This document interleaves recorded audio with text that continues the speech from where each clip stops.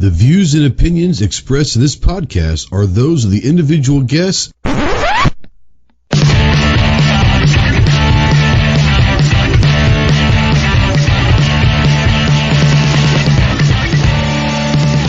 you're a sensitive snowflake that may get easily offended, then turn this off immediately.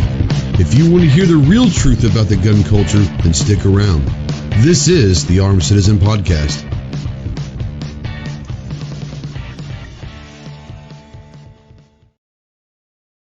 How y'all doing? A little feedback issue there. What's going on, everybody? Welcome to the Armed Citizen Podcast Live. This is episode number 223. 223 in the house. Yes, sir. Yes, sir. We are live as always on YouTube and or on Facebook. If you're out there in the live chat, make sure you say something. We don't know that you're out there unless you do.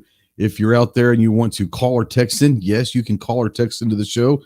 Utilize the Ghost Tactical Hotline presented by our good friends Rod and Shelly Gates at Aegis Gun Care. That number is 530-364-4678. It's scrolling right down below. If you're a veteran, really anybody, but especially if you're a veteran out there and you're in that hole and you're trying to find your way out, questioning whether there's light or not, please remember you can call me, text me, email me 24/7. I can't give you medical advice, but I can be a pretty good ear, maybe talk you through some stuff.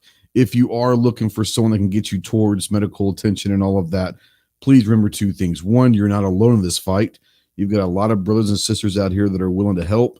And two, the world is a much better place with you in it. So please, please, please utilize a veteran crisis hotline, 1-800-273-8255. Once again, 1-800-273-8255.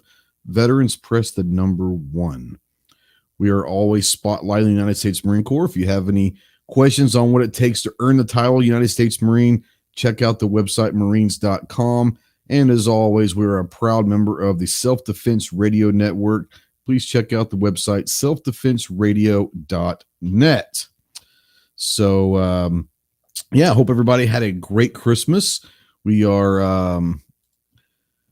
had a good one here. It was kind of slow, kind of perfect if you want to. My daughter and her boyfriend came up on Christmas Eve. She had to work Christmas Day, and Christmas Eve they came up and spent the day here, brought their dogs. So we had all three of the dogs here. We went out and ran them a little bit, had fun, did our whole Christmas thing, and watched a couple of movies and all that stuff. It was weird because I don't know about where you guys were. It was warm, like crazy warm, like 60, 70, almost 70 degrees on Christmas Day and all that. So it was kind of strange not to have a cold Christmas, but it's all good.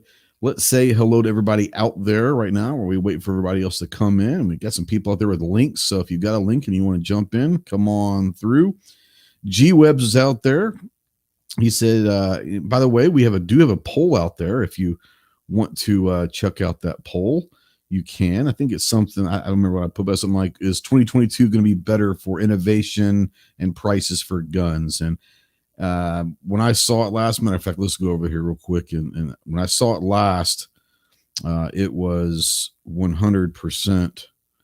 We'll go ahead and stop it, I guess, now, but it was like 100% yes. But let's go check it real quick and see what it is now. No, it's 65% yes, 35% no. We'll go ahead and end that poll. But so I'm hoping that prices will get better. I'm hoping that innovation will get better. Hey, there's Clover. He likes making a nice entrance. So, he's like a little diva. Has to show up a little bit late. Make sure all eyes are on him, Running behind all day, man. It's all good. It's all good. Since you are riding shotgun tonight, what shotgun are we featuring this week? Let's go with something high end, man. Let's say like a Beretta. Let's say Beretta 686 Silver Pigeon. Oh, nice. Yeah. For people that are wanting to know what something like that, when you say high end, what are we thinking about MSRP usually? $3,000, $3,500. $3,000. Yeah. Okay. Which is not really high end. Is that like a skeet and trap type shotgun, I guess? Yeah. It's competition level. Yeah. Or bird. I guess. Game Sure. bird. We were looking at some over and unders and stuff in the $200,000 range, and yes, we were. Olympic grade stuff can easily be 20, 25, 30,000. So, when I say expensive, actually $3,000, 3,500 is not that expensive, but for most folks, Yeah. it's not a, $500, Mossberg 500 or whatever for sure. So it looks like the trolls are already here. So yeah, my mods will take care of that. Not worried about it, but it's weird. You gotta love and I don't think they're human trolls. I think they're bot trolls. Yeah. Which is even more hilarious to me. It's what it is.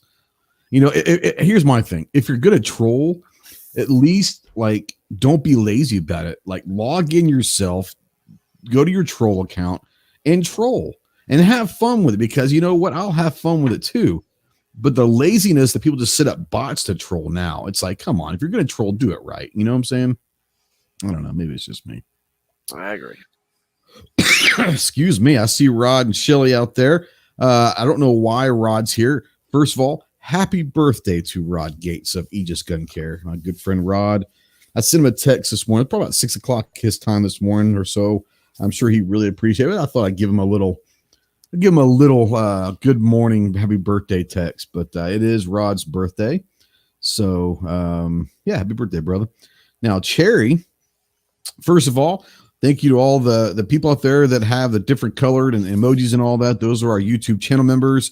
Thank you to all my YouTube channel members and our patrons over there. Couldn't do this without you. Full show. But Cherry says, I invested $12,000 into my daughter's 2 match rifles. That's easy to do.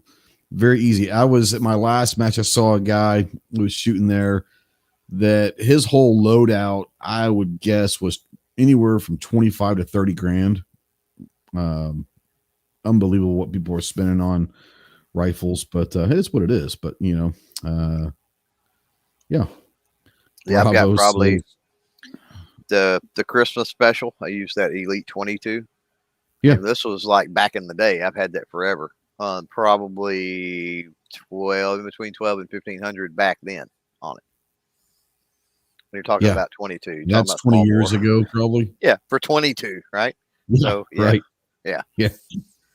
Jacob S is out there. What's up, Jacob? Long time no see. Hope everything went well. Hope everybody had a great Christmas. Hope you got time to spend time with your family and friends and all of that. Hope you were able to see everybody you wanted to and get what you wanted if you got anything, if you asked for anything. But now Rich, I think, is talking about the poll. It says, I can see small refinements but don't know about true innovations. We're going to talk about that a little bit and talk about 2022. I put a poll up there, Clover, earlier in the chat, and I said, will 2022 be better for gun innovations and prices?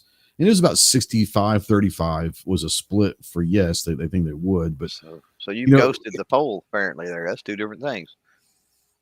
I did, yeah. Well, I mean, I'm hoping innovation gets good. I'm hoping prices come down as well. But yeah, I don't do anything half-assed, my man. I don't have anything half-assed. But Rich was talking about I would think yes and yes. Yeah, Rich was talking about maybe there won't be a whole lot of innovation. And I know what you're going to say probably, but I want you to kind of go ahead and answer this. But when it comes to innovation in the firearms world, there has been so much that's happened over the last 10, 15, 20 years of innovation in firearms. We don't know what we don't know. So obviously the next big thing is we don't even know what that is. But for the people to say, well, there's not a whole lot left to do, what would you say to that? Well, there's plenty left to do. There's a lot of hurdles, specifically some hurdles in ammunition. I mean, we're still relying on, for the most part, smokeless powder, right? And I mean, that'll be a huge leap once we figure out, how do you get away from smokeless powder? And think of all the dirt and nasty and other things that come from smokeless powder, right? So when you are able to eliminate that aspect with using smokeless powder, what does that lead to, right? In innovations and things you can do with firearm design. So, Rich out there, I mean, to give Rich a big head for just a minute, one of the reasons I think that, because I have a tendency to want to say, when things, I'm like, oh, that's not innovative, right? Like the sidekick, right? Double action that looks like a single action. Sure. In modern times, with folks that are not as well versed as, say, a Rich White out there who knows about guns plumb back from the 1700s and all kinds of rare things and lesser known things and all of that, right? He's an encyclopedia of wealth compared to the vast majority of people. So his take is going to be no, right? Because like I've seen it before, even though it was on a 1912 model so-and-so that they made 300 of and built them for 2 years, right? And so in his mind, I can see why he would say, oh, that's not innovative. It's already been done before. But in a modern sense, can that innovation be renewed, right? In other words, if it's something that was obscure, it was tried before its time, and now it's done and it's marketed properly and it's shown to people, can it catch on? And at that point, is it renewed? Is renewed innovation just as good as innovation? Sure. Now, Calaveras says, with companies having such a hard time keeping up with demand, are they focusing on innovation or production? I think the answer is yes. Understand the last couple of years, most firearm companies, unless you're trying not to, I mean, really, you have to be trying not to make money the last couple of years if you're a firearm company. And I know some of these companies that have had hella good couple years. So one thing you always have to remember is, yes, the production side, and it's not necessarily their fault. They're waiting for parts and they're waiting for all this to get these things built or whatever. So the production's always, they're going to have to keep up. But there's two sides of the R&D, which is the design, the innovation side of things. One, if they're going to take that next step, they need to find their next product. And two, there is a big tax write-off for corporations that invest in their own corporation, whether it's R&D or whatever. Right. So I think that the answer is going to be yes. They obviously had to keep up their production because of the supply demand situation. But I think that any gun company that's worth a grain of salt is going to continuously reinvest whatever money they have made back into their company. You're almost betting on yourself. So absolutely, I think the innovation is going to be a part of it. And we might not see that the products come for another 3 or 4 more years. But I promise you, these companies are already starting to figure out what's next for their companies. If they're not, then we won't see them in a few years. Maybe they jumped in, got this big break, they made some money, and they're out. Hey, so be it. That's their problem. Now, Joe out there says he wants a real deal lightsaber. Who wouldn't? Excuse me. Now, Calaveras, I don't know if he's joking or is serious, but eliminate smokeless powder. Is it still a firearm? I don't know. Good point, right? That could really be a whole different ball of wax. What if we could have the same machines that we have nowadays they do exactly the same thing. They're just as effective, if not better, and if not cooler, and fall under zero regulation with the ATF. Wouldn't that be an awesome goal to achieve? Yeah, really. Now, Rod says always room for improvement, innovation. You just have to want to. And like I said, that's what's going to come down to. If these companies are really, I'm not saying gun companies, it's going to be ammo companies. Just look in the last 5 years. I'm not saying it's just new in the last 5 years, but in the last 5 years, you see a lot of innovation, a lot of ammo companies out there trying to get through non-lead projectiles, the polymer projectiles, different things that are trying to be innovative with ammo. It's just not just guns, but I mean, you're talking about any company, in my opinion, right, that wants to actually succeed and stick around and be part of the community is going to have to reinvest in themselves. So where does the innovation stop is one question that I would have, right? What are you considering innovation? Are you considering just the end user product that you see? Because we all know it could be machines that they work on to make their products better. Because we all know there's a supplier showcase at SHOT. And that's the materials, the equipment, the machinery, the things that are needed for the industry to operate, right? And multiple industries to operate. But there could be innovation and breakthrough on that, and that's going to trickle down to the firearm with either better quality firearms or allow firearm companies to do more stuff and be more innovative. Maybe it lowers prices because it makes the manufacturing process easier. And something I was going to say, going back, dealing with your poll question a little bit, and Yeah. and our company's working on production, focusing on production as opposed to R&D or innovation. Most of the companies that I know, and admittedly, I certainly don't know them all. Most of them that I know, that's two totally separate divisions, departments, Absolutely. and sets of equipment. Their Mhm. production equipment is all set up standardized, where the R&D, they're able to swap things around and do things, switch things on the fly, more or less just make one-offs, right?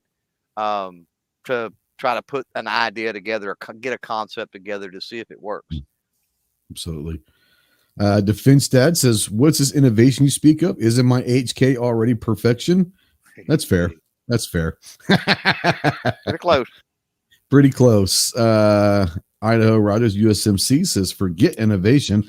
I want to see companies step up production. I'm looking at you, CCI Primer Division." That's fair too. Right. Are primers getting back to where they're, I'm not saying price wise, but are they getting back to where they're available now? Because I know in April at Tulsa, people were talking all over the place that primers were just damn near impossible to find. 10 cents plus a piece, something like that, which is ridiculous. Now, I don't reload. So when you say 10 cents, for people out there that listen that don't reload, how much do a primer usually cost? Not too terribly long ago. I mean, shortly before cough, 3.5 cents, maybe around here, something like that. So it's tripled, easily tripled.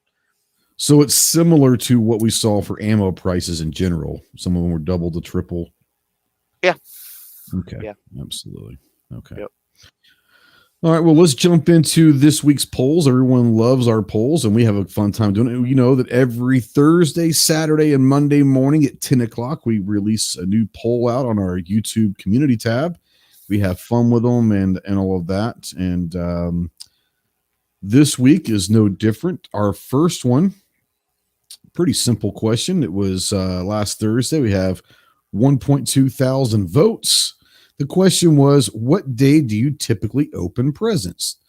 Christmas Eve or Christmas Day? So I'll start with you first, Clove. Christmas Eve or Christmas Day, do you guys have a tradition, or is it basically when everyone can kind of get together? It's usually when everybody can get together. I mean, if you were talking about, immediate family, like myself, my wife, the kids, when they all lived at home, it was Christmas morning. It was Christmas morning. Okay. Yeah, for us, it's always been Christmas Eve is when we have the dinner, and we, put our pajamas on and do all of that, watch the movie, open the presents. And then Christmas morning, when Santa was coming, when my daughter was younger, obviously we had Santa's Christmas Day morning. And then but now we have like stocking stuffers and stuff like that. But most of it is Christmas Eve. Now, obviously, if my daughter can't come on Christmas Eve, she comes home a day before, a day after, or whenever. We'll do it whenever. But typically, we're always been a Christmas Eve kind of a family, and then we woke up, and usually on Christmas Day we would have Santa Claus, and then have stocking stuffers. And our biggest one that we always go to do is we go and get some of the lotto scratch offs. And everybody gets like $20 worth of scratch offs and all that. And everyone just sits around and see how much they won and all that's pretty fun. But so far with 1.2 thousand votes, Christmas Day is 77%. So 77% of the people out there open presents up on Christmas Day. And I think we're probably a little weird. I mean, I do that because growing up, we always had our big family Christmas party, huge family Christmas party on Christmas Eve. That's when we kind of opened up all the gifts. So I guess that's kind of where it came from, is we've always done it Christmas Eve for the most part. Now I think this is something that people do a lot of. Crystal says out there, we are completely Christmas Day. The kids were allowed one gift on Christmas Eve. And I think there's a lot of the people that, that maybe do that one present on Christmas Eve. Quick shout out. Thank you. $5 super chat to Mandatory Carry. He says, I'm here. Fix is watching too on her phone. Thank you guys. We do not ask, nor do we encourage super chats. But thank you to those that do. They go towards sending care packages overseas. So thank you so much for that. I'm really proud. I haven't done the official total, but we're about $1,100 this year. We've sent to different, it's about 3 different organizations we use, but together between I did a little fundraiser on Facebook, and then all the super chats, about $1,100 we've sent. And they say that the average, now some are going to be cheaper, some are a little more, the average care package costs about $15. So that's a lot of care packages that we sent over. So thank you guys, everyone. Just in 2021 alone, about $1,100, which is awesome. Thank you so much for that. Our second poll was Saturday, which I guess was Christmas Day, wasn't it? Yeah, Christmas Day was Saturday. It's got 1.1 thousand votes. This is, what is your dream holiday location? So if you could pick somewhere to go for Christmas, bring your family and all that, would it be the beach, to the snowy mountains, a destination city like maybe New York or somewhere like that, or just at home? Clover, if you could, is there a dream destination or place that you would like to spend Christmas, or what?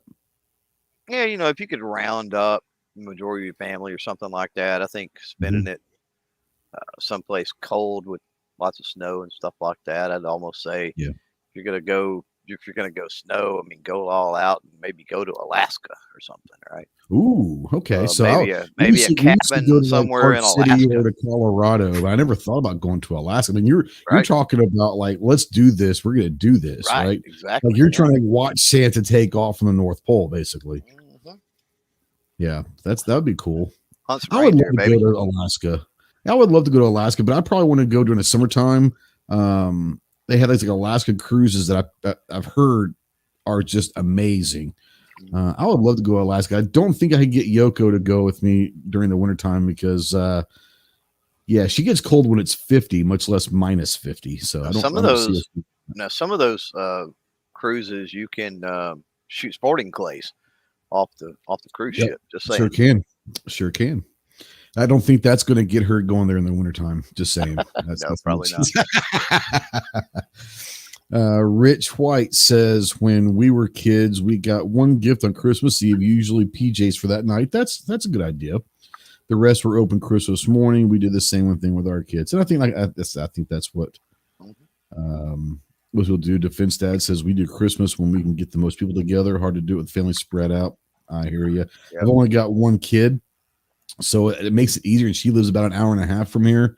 So it is easier. Like I said, with her schedule, we do it based off her schedule, working in the hospital. Sometimes we don't know what day she has to work each year. So it is what it is. G23 says, I will try to step up my game on super chats next year. 1,100 is good, but 1,600 is better. Well, you do enough, brother. I appreciate you. You definitely do enough. Now, Gunmetal Guy USA says a dude ranch closed only for his family. That would be fun. Like if you go to like Montana or somewhere like Wyoming and rent out a ranch, and oh man, that would be awesome. Yeah, I'd be down for that. Once again, don't know if I can get Yoko to go, but I could definitely see me and my daughter going to a dude ranch. I don't want anything to do with horses. You can have it. Oh, I love horses. Oh yeah, love them. Nope. Matter of fact, the last time I was on a horse, which is a long ass time ago, we were up in Wyoming up at Jackson Hole. I was in high school, and we took them all up into the mountains and did all that. But yeah, I love horses. Yeah. Jacob says, my aunt and uncle went to Alaska in September. They said it was a letdown. Let down, maybe. Oh, probably, yeah. Okay, a letdown because of a lot of the trips and stuff in between. The tour was shut down because of this season of COVID. Yeah, I get it. Buck says a bottle of eggnog might go to go. Now, this is true, Buck. Very well done. That is definitely Definitely. Crystal, we found out Crystal may not like it, but she can handle 30-degree weather because we saw her in Tulsa. She had to go buy a jacket at Walmart that Friday night. But Crystal, you proved to yourself and to us that you can survive in the cold. Yeah. So, but did she die? No, she did not die. So there you go. Yeah, for me it'd be snowy mountains. Like I said, we used to go to Colorado and Utah every year. Let's go skiing and all that. So I would definitely go snowy mountains. Like I said, I might be going with my daughter because my wife probably won't go with this. But right now we have, like we said, 1.1 thousand votes on this. The snowy mountains are leading with 40%. wow. At home is at 29% in second place. In third place with 22% is the beach. And an 8% is a destination city. For me, people say, oh, I would love to go to New York or something like that. I have no desire to go to like a destination city. Like, no. So if I was going to go to New York City, and I have no intentions, you know, that would definitely be of an experience. Everybody that I know that has been, they've said that it was an experience, regardless of all your feelings about New York City. I think I would want to go during holiday time, during the Christmas season. If you're going to go to New York, I would say going over to see Rockefeller Center with the tree and all that. Yeah. Sure. If you're going to go to New York, go between that Christmas and New Year's and spend that time out there. Sure. I just have no desire to go to New York. I would much rather go. Hell, I'd go. Like I said, I'd go to Jackson Hole, Wyoming before. Like if someone sit there and says, "Here, all expenses paid," you can either take your family to Jackson Hole or to New York. I'm picking Jackson Hole. That's just me. But that's kind of how I am. I'm not going. I have no desire to go to New York. I think it'd be kind of cool. I don't know. All expenses paid. New York might be the better deal. I get it. You've been to Jackson Hole though. Jackson Hole's a pretty badass old town too. Just saying. I know that, but I'm just saying all expenses paid. I mean, you could take go stay at Trump Towers or whatever. Go see a show. You could do all kind of crazy things in New York City. My wife and daughter, they probably wouldn't go see like Cats or Lion King on Broadway. Whatever. Cool. Yeah. I don't. I just, the only thing that I would really want to go see, it sounds bad, I would want to go see the 9/11 compound now, where they've got the museum and all that stuff. That would be pretty cool. But I to me, like you sit there, ooh, we can go to Broadway. That's actually making it worse, Yeah, I would like to go see that as well, but that ticks part of me off. We're the greatest country on the face of the planet. We should have built that thing and built both of the towers back and built them 10 stories higher than we built them in the first place. Just to say, screw you is what we should have done. Yeah, no, I get it. Let's see here. The third. Well, before we do this, I do want to screen Rich share out there says Christmas in Branson might be cool. Yeah, I would agree with that. Branson at Christmas time is pretty cool. They have it all lit up. Maybe Nashville even could be. Nashville. I'm not a big Nashville fan. I don't dislike it, but I'm not a huge one. Branson is cool during the holiday season because they lit up everything. Everywhere is just lit up. They got parades. Branson's a really cool thing in general, but yeah, Christmas time in Branson, pretty cool. Let me screen share. I want to screen share a tab real quick. And I put out a little thing on Instagram earlier today. Clover was one of them. And this is, who's your squad? These are the dudes that I go to hell with. And, I put the FUD over there. The FUD's got to be hanging out there on the far left. And so he's part of it. But the Overwatch, you got to go with your Overwatch. It's got to be Charlie Melton, right? Navy SEAL sniper. Yep. Instructor from Chris Kyle. He's got to be Overwatch. And then you got Tonto, just because, it's Tonto. And then I have Ron from Riker USA, and he's a jarhead as well. But I thought I had a little fun with that one. So if you guys are out there enjoying that one, that was a fun little time we did with that picture today. So I want to out there and say, who's your squad? So out there, let me know the 4 or 5 people. If you could go into hell and back and all that, who are the guys you want to take along with you? Make sure that they got your 6 and all that. So name them out there. Any 4 or 5 guys out there that were gals, if you want. Who are the ones that you would take into hell with you? So yeah. Anyways, our last. I feel you copied me just a little bit on that. Well, I got the idea from you for sure. Yeah, you copied me last week, so I copied you this week. This is true. So yeah. Hey, I never said that I come up with the great ideas. Anyone is worth their weight in shit at all steals from other people. That's been going on forever. Okay, dirty little secret. That one I got was actually stolen. So yeah, there you go. So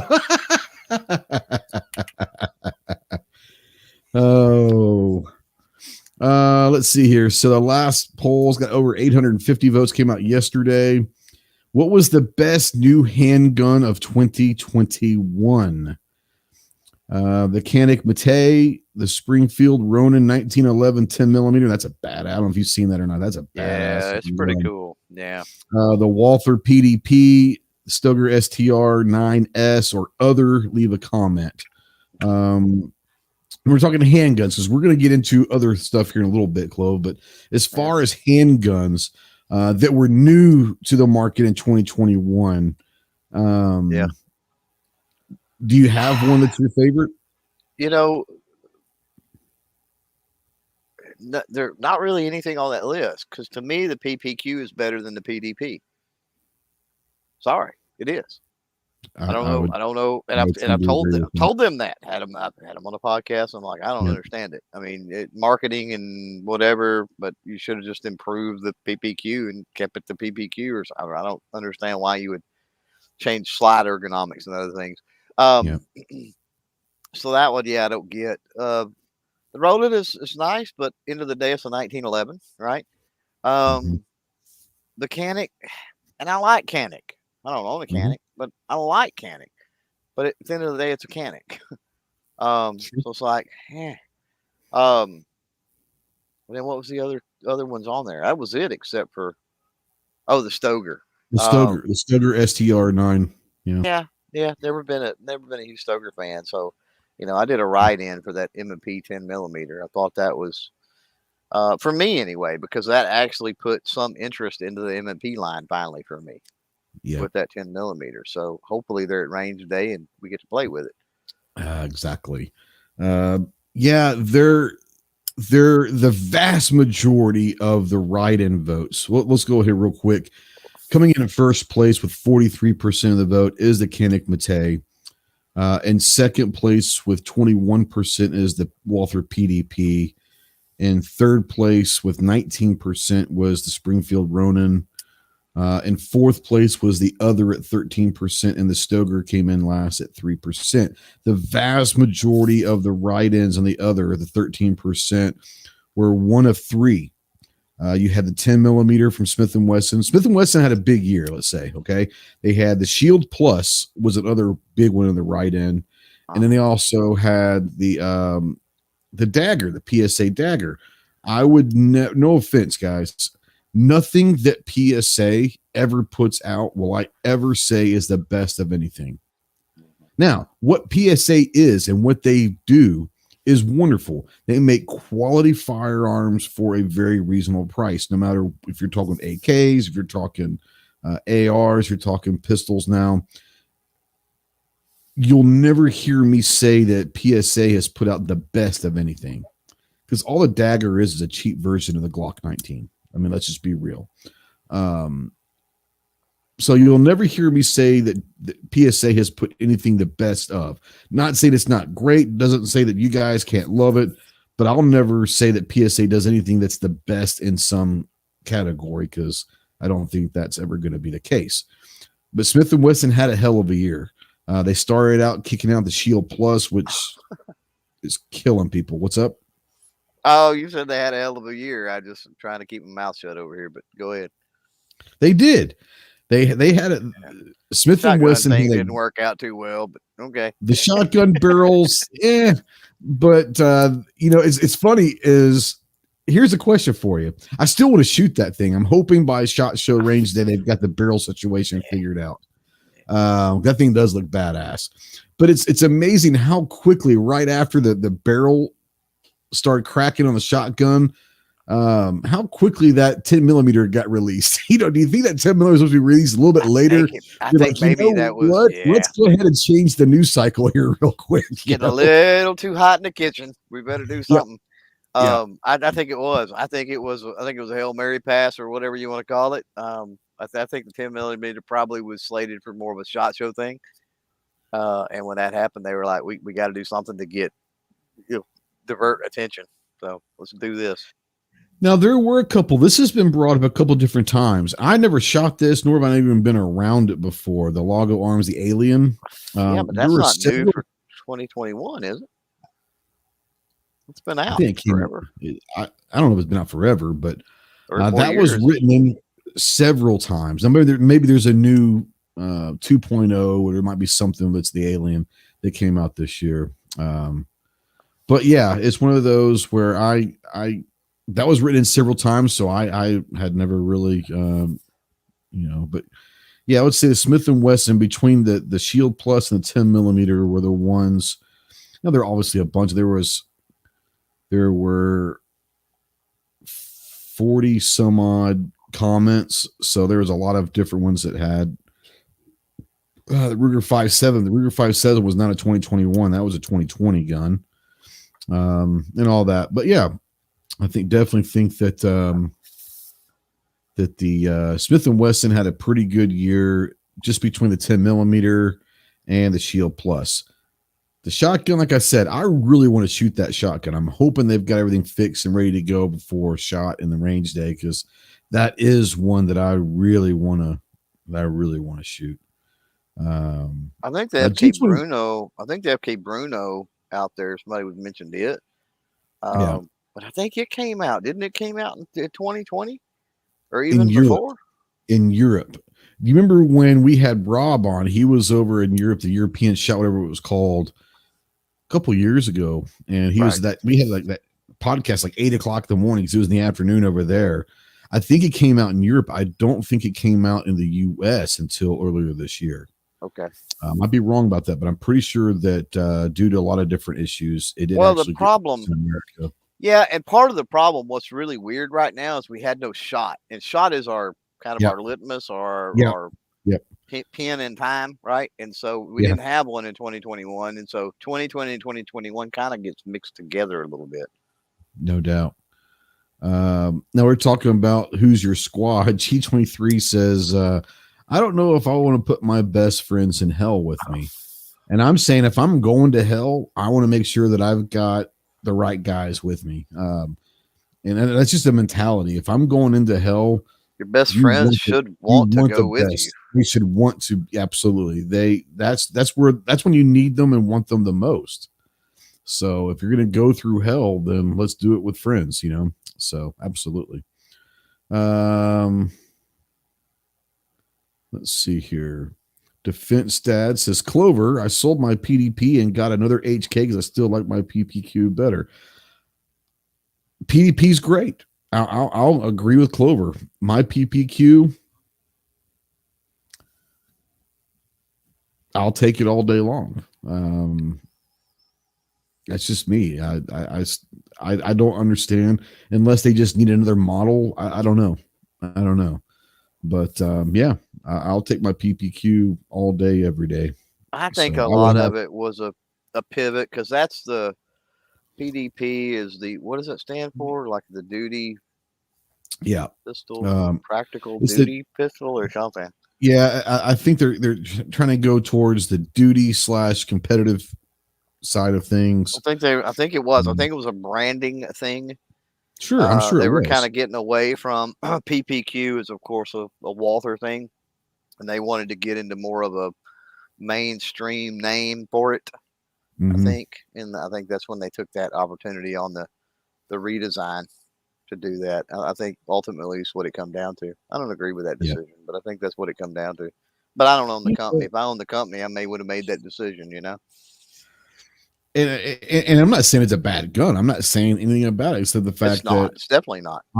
I'm going to stick with my PPQ. I would have no reason for me personally to go to the PDP, not because it's not a great gun, but I don't think that there's that much of a difference for me to sit there and say, well, I'm going to go get this and not worry about my PPQ. Until you can hands down night and day beat that PPQ, I'm sticking with it because I know what that gun does. The trigger, I'm sure the trigger on the PDQ is amazing. I'm going with the PPQ all day long. Let's see here. Now they're talking about AWAG says the dagger is way more comfortable than any Glock. Depends on who you are. I personally like the feel of a Glock. That's just me. Other people, no. I like Glocks. I like the way they feel. And Gen 3 anyway, for sure. Gen 3 for sure. Yeah. Now it might be better than a Gen 5 and all that, but I like a good Gen 3 Glock feels great in my hand. It is what it is. Let's see here. G23's got a nice little toothache. That's not those are the worst. Oh yeah.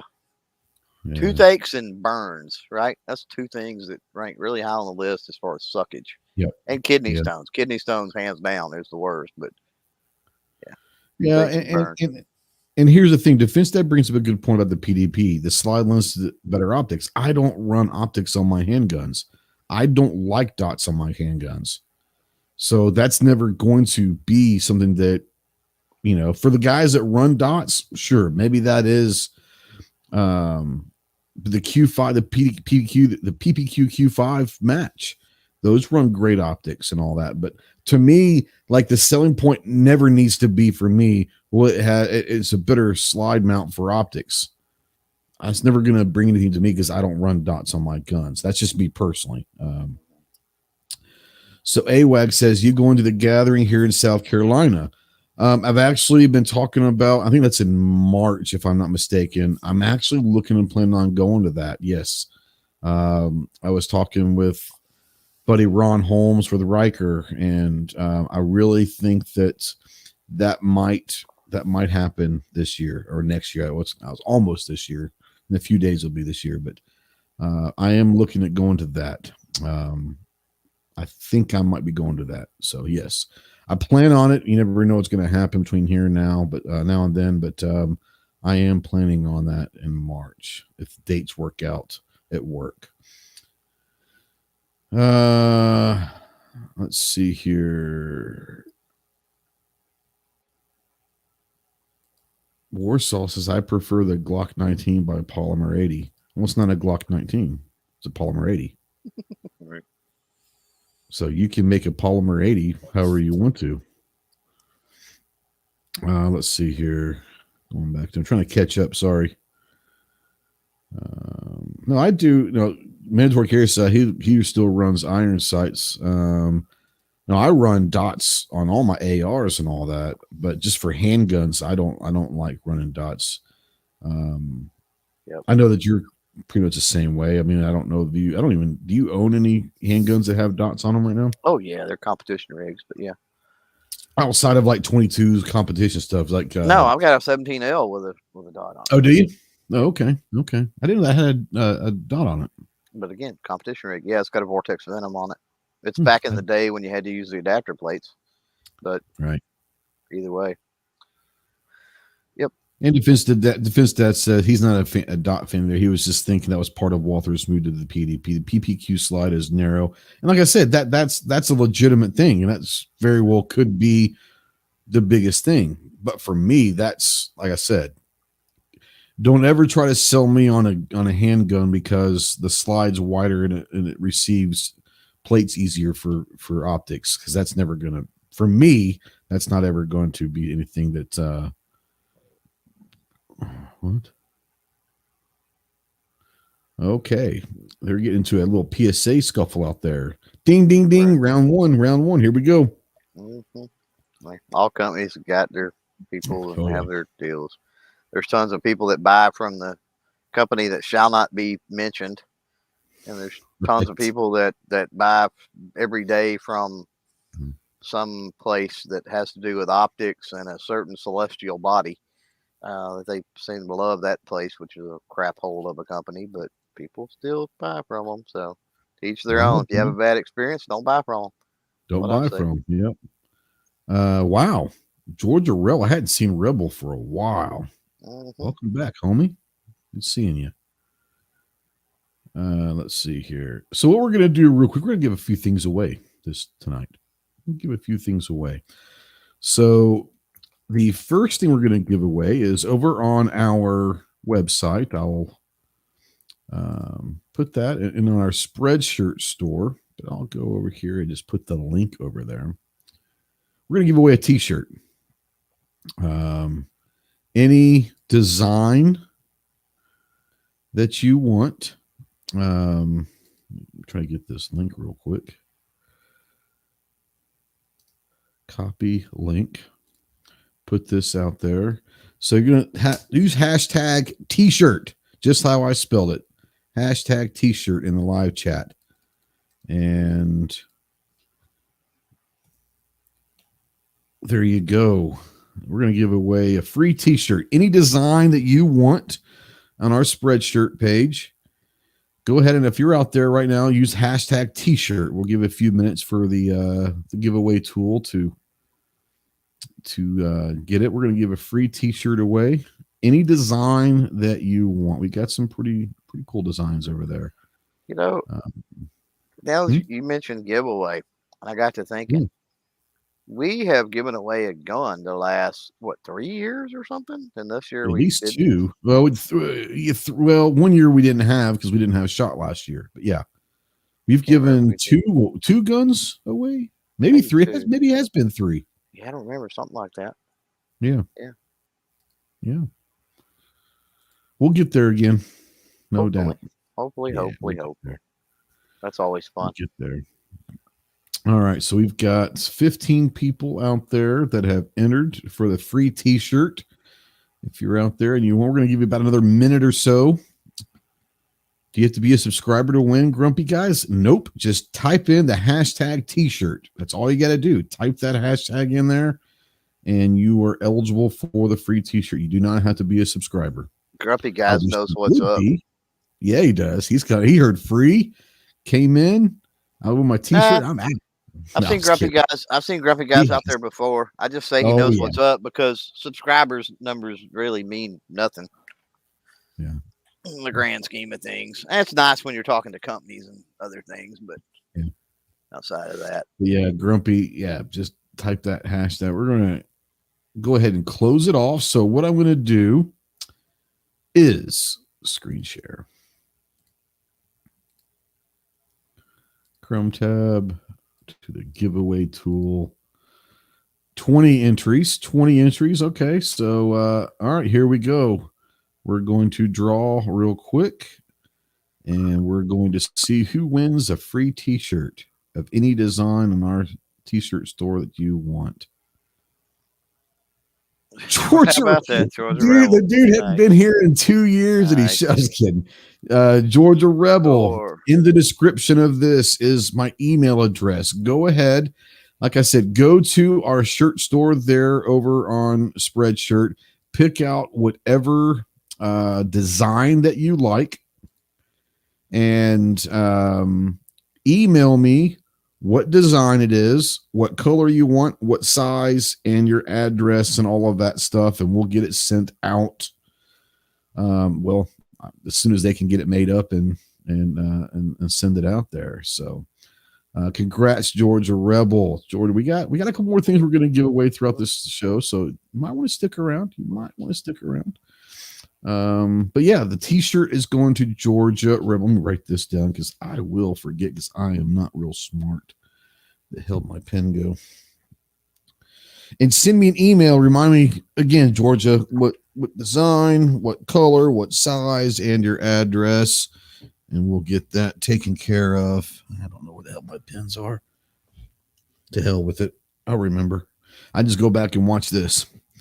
But yeah, Yeah, congratulations. So let's kind of dive into what we're talking about the year in review. We were talking about handgun, but I don't know if do you want to break this down by, we want to talk about shotguns and rifles or I want to start here and say right now, of all the stuff that you've handled, shot, worked with this year, do you have a favorite? Doesn't matter what platform we're talking about. Do you have a favorite that you've worked with this year? Yes. That Gerson MC312 Sport. Oh yeah. Dude, for the money,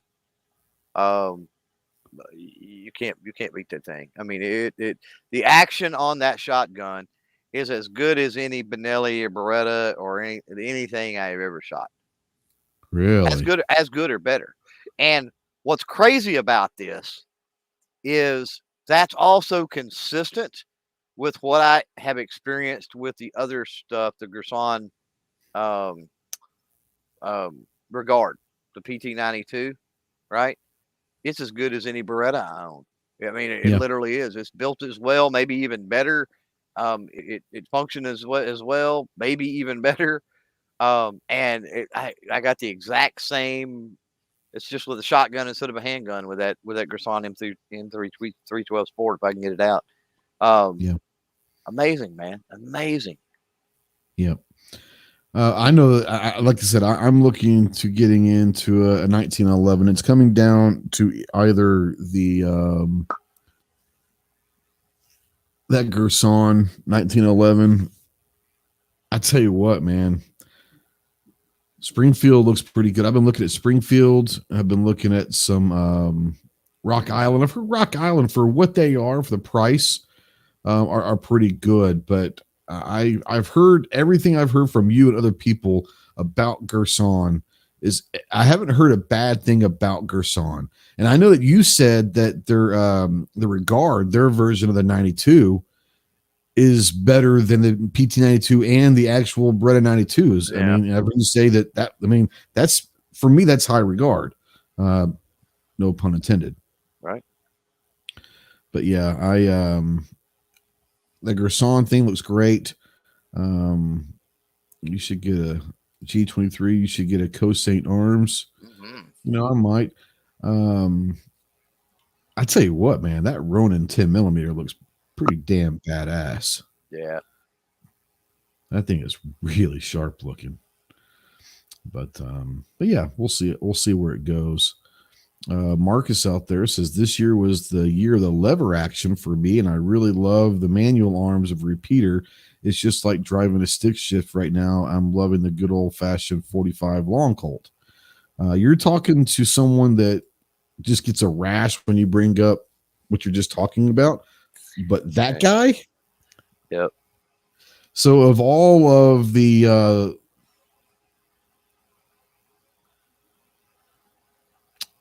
lever actions that you've played with, it doesn't have to be necessarily brand new to this year, but in the last couple of years, let's say since the last SHOT Show, I know that you've got a couple lever actions from Henry in the last year or two. Yeah.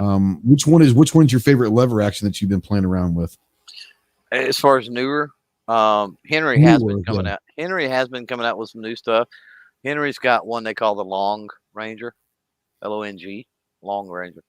And it's a lever action. They got them in 6.5 Creed, 308.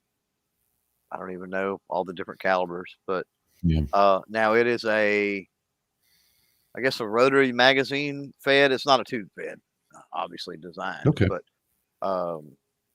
those are really super cool for sure. Yeah.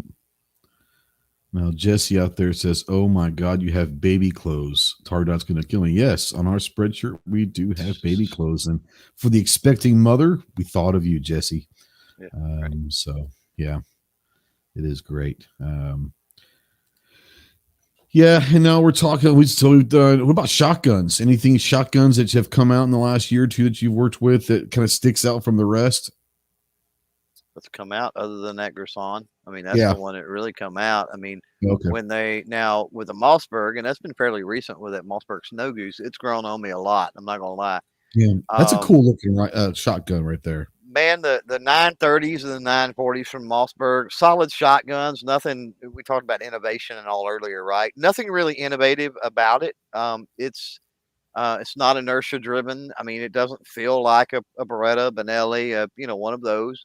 Yep. It feels like a Mossberg semi-automatic shotgun, but there's something about that Snow Goose, and I don't know if it's the longer barrel, the longer tube, maybe the way the furniture's made, it's just balanced. The balance on that thing is just amazing. It fits so great. It swings so true. Yep. I was surprised that it shot as well as it did. It comes with all kinds of adapters, right, to change the cant and the angles of the comb and all of these other things. But just right out of the box, that thing, I mean, you can nail them down with it. It's awesome. Yeah. Now Marcus is out there talking about the new 590 that shoots the mini shells without the adapters. And yeah, that I've seen pictures of the new 5, and I love the 5. I've got a 590. I think it's the tactical, whatever you want to call it. Yeah, I've got the Mariner. Those 590s do look pretty damn cool. Once again, we're not talking innovative. We're not talking, reinventing the wheel here. It's little things. And sometimes the little things are innovative. And we don't have to figure out the next way to make a gun. The little bitty innovations that sometimes go unnoticed are the ones that could really change things. The Lone Rangers, everyone's want the Lone Rangers out there. Cherry says the Lone Ranger, the Long Ranger, come in 223. Let's see here. Yeah, some talk about that. The Scar 17s. Anything bolt action that comes to mind for you that you've seen in the last couple of years since the last SHOT Show? The straight pull Savage, without a doubt. Yep. Awesome. God, amazing. And it's funny. I got a comment on my video with that here a while back, and the guy was talking smack about 6.5 Creedmoor because that's what they had when I shot that one right at the event. Mm-hmm. And he was dogging on 6.5 Creedmoor about, it's a fanboy cartridge. And I said, dude, this video is about the rifle. I was at an event. That's the rifle and the ammo they had. Get a grip. But holy moly, that thing shot. First time shooting that rifle. Very first time, 5 shots, however many it was. Well under sub MOA, like half MOA or something like that. Right. With that thing. I mean, right out of the gate with it. And amazing. Felt great.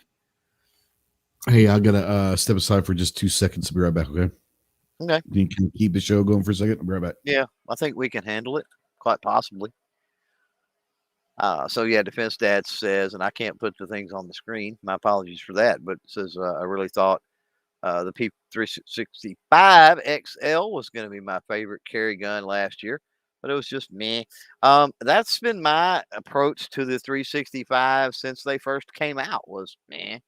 That being said, I'm not a huge SIG fan. The one SIG is kind of like the 10 millimeter.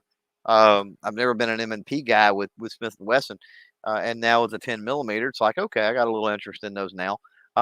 Same way with SIG. I don't have a whole lot of interest in SIG, but SIG does make the P220 Hunter in 10 millimeter, which does give me a little bit of interest. And so, but yeah, I wasn't either. Very popular handgun. A lot of people do love them for sure. G23 says Henry needs to be innovative. Needs to innovate all models with side gate and tube load both. That's an interesting concept, G23, with having both. Tube certainly does have its perks, and I want to say on a few of my videos dealing with tube fed, I've talked about those perks, and the quick unload is one of the perks of the tube fed. Obviously, slow, harder to top off and things like that. But in the loading department, but when you get through. It's also a safety thing, right? You're not jacking around into the action and then having to extract it. You can literally pull the tube, dump them, and you're good to go. Sorry, nature called. I had to go powder the nose. I understand. It hits sometimes, Kevin Riker, the Tack Daddy, is out there over on The Facebook side. famous comedian, man. A famous comedian, That's Kevin Patrick out there. Kevin Patrick Comedy. Go check out Kevin. Tack Daddy is doing comedy now, so go check out Kevin Patrick Comedy. Doing some open mic stuff down there in the South Florida area. But Happy New Year to Tack Daddy. What were we talking about? I'm sorry. What were you talking about? Various things. We talked about the P365 and a little bit in my thoughts on SIG from there. Vince Dad said he had one and it was kind of and I was like, yeah, it's been my take ever since the 365 first came out. I've never been the least bit interested, no matter what they, letters they put on the end of it. You know what I mean? Sure. It's like, it's still, no, not interested. So now, for a SIG, I'm going to have to go with Josh here. The P220 Hunter. Have you seen this gun? Yeah. It looks, I don't know. It's a P220, so it's going to be pretty good, obviously. Yeah. But it looks pretty badass. Yeah, that's what I said earlier. Kind of like the MMP now has the 10 millimeter. So I'm interested a little bit in the MMP now, strictly because of the 10 millimeter. Right. That's kind of the way I've always been with SIG. I was looking at one probably last year, a P220 Hunter. So that would definitely, if I was going to go SIG, that would be the route I would go, no doubt. Yeah, there's a couple different SIGs that if I was going to go down that SIG line, it would be the 220 Hunters. Look badass. I'd probably go with like the 226. What in the hell? The 226 Legion. That's a pretty badass looking gun too. That's probably where I would go with SIG wise. One of those two for sure. The 220s recoils noticeably less. Probably because of the weight, at least for compared to the 40. Oh, for a weight issue. That P220 was, I don't know what the weight is on it, but it's I would consider it heavy. Yeah. And that's not a bad thing. I mean, no, not at all. And doing that size, and especially you're talking about the 220 Hunter is actually used. I mean, there's a reason why they call it the Hunter. So it's going to be, you want a little bit of girth to it. You want a little bit of weight to stabilize that thing and all that stuff. So, as if Warsaw's a fan of the 226, I mean, the 226 is legendary. Let's just be real, I'm wondering, somebody up there, who was it? Was it Georgia Rebel? Said he got a 20 gauge Churchill. So I'm wondering what 20 gauge Churchill he did picked up. So he bought a 20 gauge Churchill this past summer. Yeah. So Rebel, if you're out there, Josh, he tends to agree the 226 Legions as well. Defense Dad says he loves his 938. I've heard a lot of good things about the 938.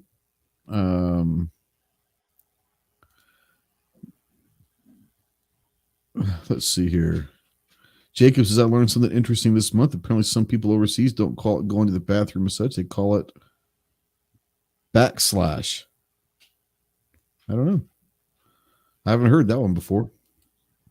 Who knows? I guess every country is going to have their own way of saying that and go take a piss, Well, most of them don't call it a bathroom anyway. This is true. It's called the toilet or the latrine or the loo or the... Yeah, exactly. The head, whatever. Yep. Here we go. MOA says shotgun Black Aces Pro S semi-auto 12 gauge. Yeah. Black Aces make some good stuff. Yeah, you're gonna pay for it, but they do make good stuff. Yep. But they're not as expensive as others, but they're not cheap. Not cheap. Most of their stuff, if not all of their stuff, is a little too tactical. It's shorter and stuff like that, so it doesn't ring very many bells from me. But it's cool, no doubt. Now Rod says the P220 better than a Delta Elite. That's blasphemy. Delta Elite's the OG, man. I get it. I'm talking about looks. That Hunter looks pretty badass. Just saying. You could probably get a Delta. You could probably get a Delta Elite cheaper than you could get a 220. I don't know that, but you probably could. Okay, let's go find out. The hunter? You mean the hunter? You mean P220 Hunter? Let's go see Bass Pro. 1,100 and something. 1,200. Well, they don't have it in stock, so they're not going to give me a price. Let's go over to see if I can find it over on. Let's go to.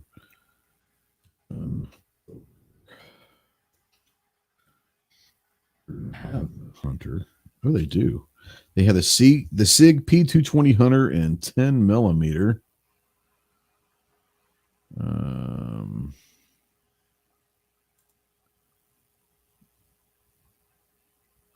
Current bid is $1,500. Uh-oh, must be.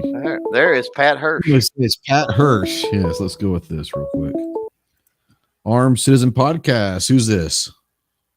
I think you probably already know who this is. Yes. Well, I have to say because I don't want to assume, Yeah. What's up? Right. Oh, not much. Just chilling outside the fire right now. So was listening to the chat, and an interesting question just popped into my head because I don't know if I've ever seen, and this is kind of geared towards Clover on this. And maybe you've made a video out of a Clover, and maybe I haven't seen it yet or anything because I was working through backlogs on people's videos and stuff. But have you ever shot, or do you own a lever action shotgun? Clover just stepped aside. He had to go to the loo. He'll be back in just a second. Or the water closet. The water closet, whatever you'd like to call it. He'll be back in. Ironically, he took this as an opportunity to go. I don't know if he does or not, but he'll be back here pretty soon. Okay. Are you interested in a lever action shotgun? Is that what you're asking, or? Yeah, kind of, because I own several semis and several pumps, and about the only thing I own is 12 gauge.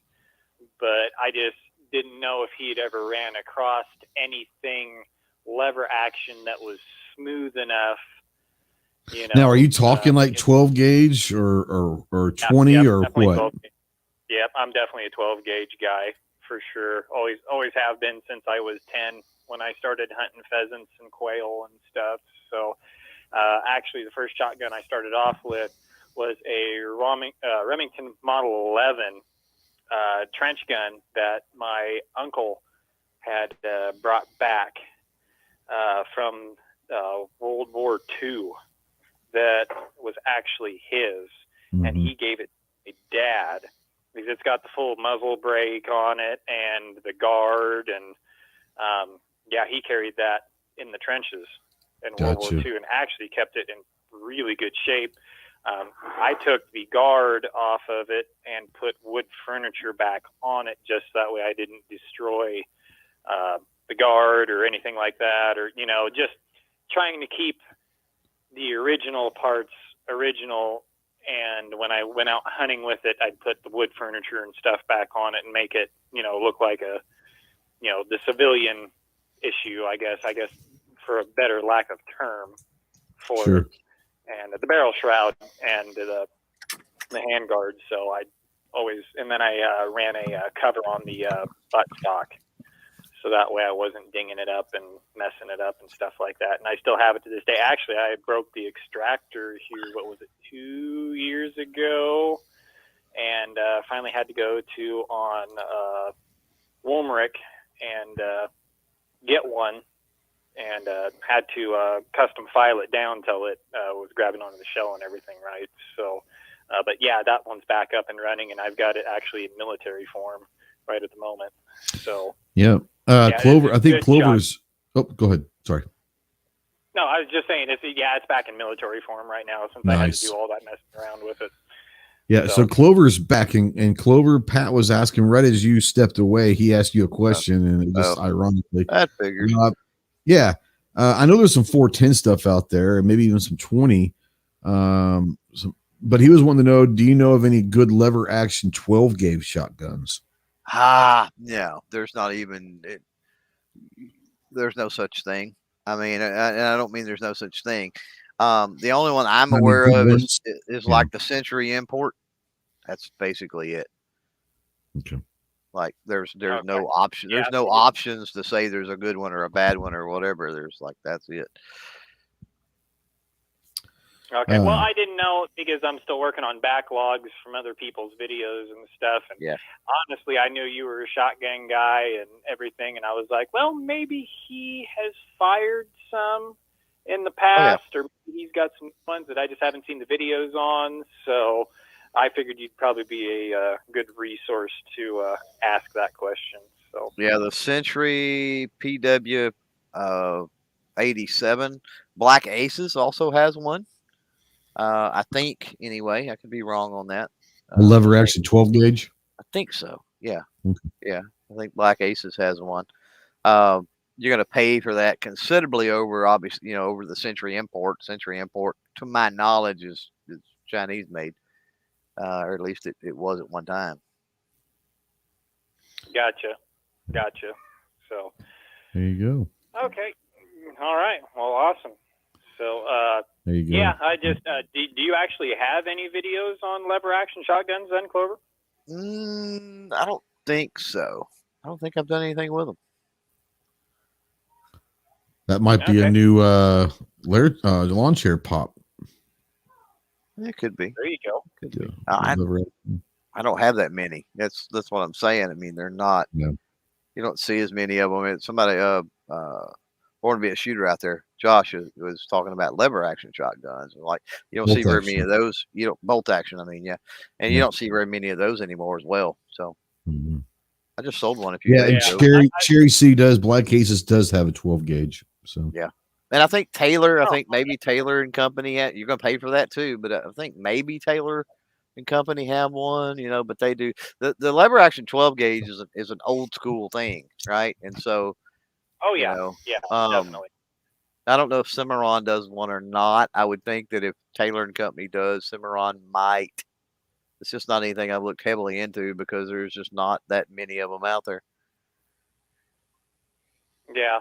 Well, I've owned a lot of the semi-automatic and pump action 12 gauges, and and I've got some really cool old ones, but I was just like, you know what? I've just never shot a lever action one, and that's the guy to talk to right there. He is the guy. Recoil Impulse, I mean, just about everything on them. I mean, it's a very similar experience to a pump, honestly. Pretty much the same mechanics is happening. It's just you're doing it with a lever instead of a slide, the only difference. G-Webs out there has put a link to a video. I don't know it might be a lever action shotgun. There's no telling with G, but I'm gonna go check that out. But yeah. Right. All right, brother. Well, hey, you guys have a very happy New Year and stay safe out there. All right. Well, you too. So y'all have a good one, and thanks for having me on here. Thanks, Pat. Appreciate it. All right. Bye. All right. So we had a $2 from Jacob S, and it was I guess it was between Jacob S and G23. Thank you for the super chat. Appreciate you. Mandatory carry by proxy, I guess. Maybe is that what we're doing? By proxy super chats.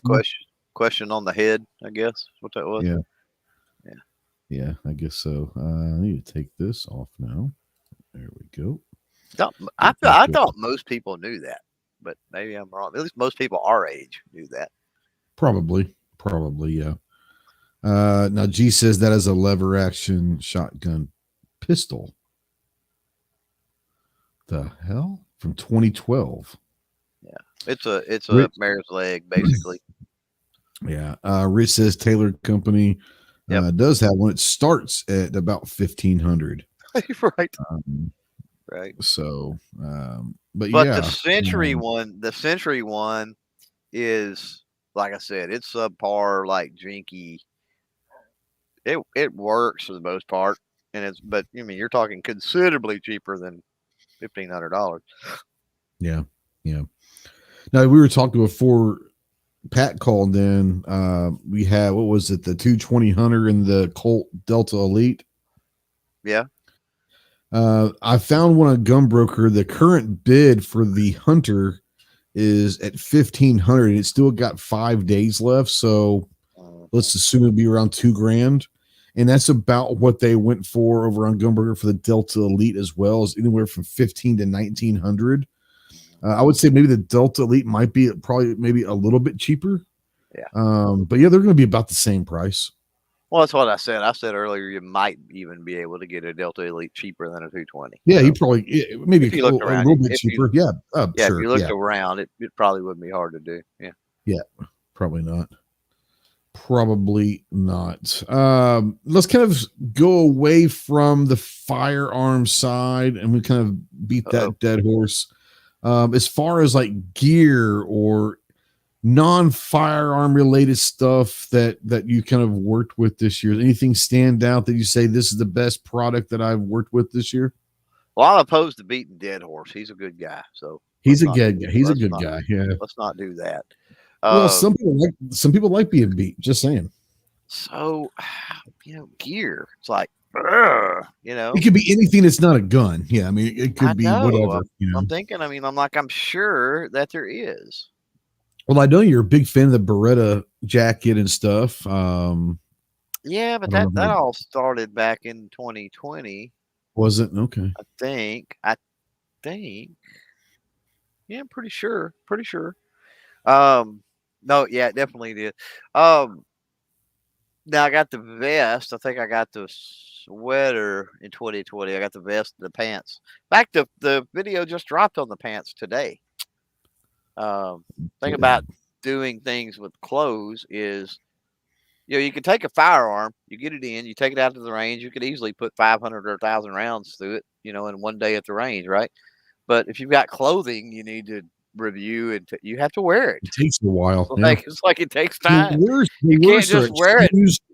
Yeah, the worst shoes and boots, because you've got to wear them for a while to break them in before you even figure out if they're good or not, Yeah, and I mean, you're not going to wear the same pants every single day, and that sort of thing. So, yeah, I don't know. That's a good question. I'm trying to think. I mean, I can't obviously nothing like is super amazing, right? That I can think of. Is that? Let me ask you this, because this is for me, and we talked about this a lot. You even kind of alluded to it earlier. SHOT Show being so important is getting to see these new products, getting our hands on it, talk to them, and hopefully getting to get some in our hands later on that next year or whatever. Right. With not having SHOT in 2021, and I know it is for me, but was it harder? How do I put this? Corresponding with some of these brands and talking about it was for me for sure. Yes. Now one thing I guess I can mention. I'm kind of scrolling back through some videos. There's a couple of things that I guess is worth mentioning. The Axle Hearing Pro, yeah, you're right, Grumpy. Those came out this year. The Axle Hearing Pro is a huge one for me. I really like those. Absolutely. Yeah, and I'm a bigger fan of and I say this in the videos. I'm wearing the Axle GS Extreme, which is the electronic earbuds or whatever. That's what I have. My primary now, simply because I lost one of the freaking Axle XP Reactor earbuds. But I prefer the cheaper, because I don't really use the electronic part, Bluetooth and all of that in the other ones. So I kind of prefer the other ones for smaller size, portability, all of that. And it's great hearing pro. I mean, without a doubt. Yep. G hopped in. Wow. G hopped in. What's up, G? Anything good? Hey, thanks for the link. Usually I'm doing stuff, but this weird area between Christmas and New Year's. Yeah, it's a weird area. Anything that you kind of seen the last year, even the last couple of years, let's say since the last SHOT Show, anything that you've seen that kind of sticks out in your mind of, hey, that looks pretty cool, or that's innovative, or anything like that kind of sticks out in your mind? I mean, I was actually just walking right now and thinking about SHOT and what's going to be different, but it's not really gear. You know what I mean? Mhm. It's that Maj had that chat at SHOT Show 19 Yeah. for how to reach out, how to it was focused towards gun shops on how to grow your reach, how to reach out to different firearms owners that don't necessarily come into your shop, whatever that means, right? All the different demographics that exist now. And then now it's 2 years later. So I'm really looking for, and those 2 years have drastically changed the market, right? Yes. Like who owns Yep. firearms and who's seeking them out. So I'm really looking forward to, well, there's a lot of gun shops that show up. That's the 60,000 people walking around. So that crowd is going to be different than it's ever been. And a lot of those people are brand new, never been to SHOT Show before, I'm guessing, or at least if they've been to SHOT Show, maybe in different roles, right? Maybe they went as some sort of person for another company, and now they're new gun shop, or now they're a new piece of equipment or something for something else. So really looking forward. Plus all the veterans, holy moly! I've been paying attention to that more this last year, and the people that get out of the service nowadays. Well, nowadays we have Space Force. I don't think we have any veterans of Space Force yet. But everybody coming out of the service is smarter, more adept, more prepared to be a civilian than ever before. And there's generations of global war on terror veterans that have come out, been successful, and are pulling others up, right? Giving them help and giving them instructions, right? Like showing them paths. So yeah, I can't wait to see what SHOT Show is going to be like. You know me, I just don't pay attention to what the guns are anymore. But I want to see what SHOT Show is like. Not to mention the facility itself has that new building. Yep. It's going to be crazy different. Yeah, and it's interesting. I was on a phone call last week with I've been asked to be part of this governor's thing with the state, with the VA, the state level. I was talking to the guy last week, and I was saying, we don't even really know what's next because we're literally coming up on the 20th, the 20 years since 9/11.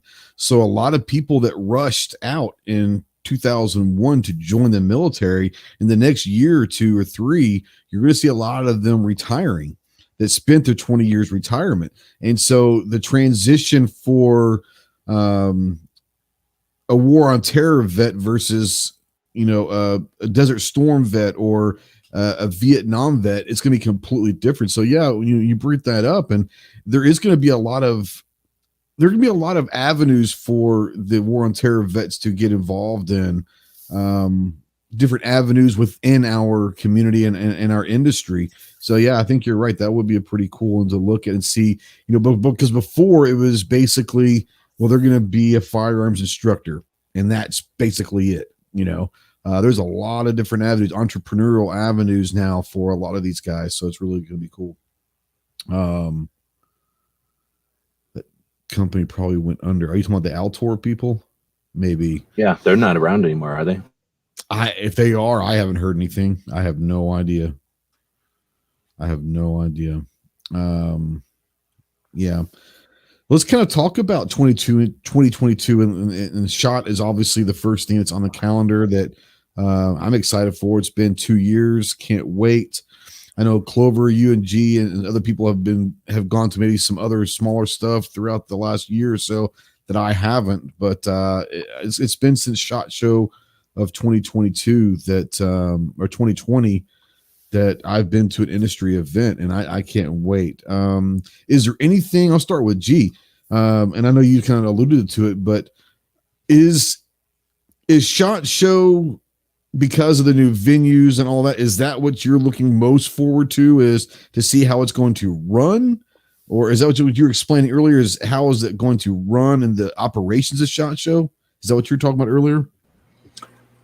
Me personally, yeah. I mean, I pay attention to that. I've been going for a while. So like I say, I quit focusing on stuff in the booths and start looking at the booths and the building and the atmosphere and the mood and how it's, in this case, there's a lot because it's how it adapts to the, all the whole, whatever we're calling the health situation of the country and the industry, and how, that whole thing is going to play out. And is, it's fifth largest trade show in Vegas.